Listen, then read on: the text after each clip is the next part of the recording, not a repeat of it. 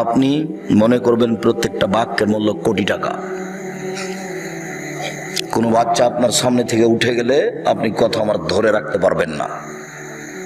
বসে থাকবেন এখানে, নিজেকে মনে কর পাখি, যেন মনে করে আপনি পাথর। এক খেলে চেয়ে থাকবে না। এই ছেলেরা কারোর গায়ে হাত দিয়ে থাকবে না, আমার দিকে চেয়ে থাকো। মুরব্বী, অনুরোধ জানাচ্ছি আপনাকে আমি। এক, পাপের মা। দুই, পাপের মাথা। তিন, পাপের চাবি। আল্লাহ রাসূল তিনবার এভাবে বললেন।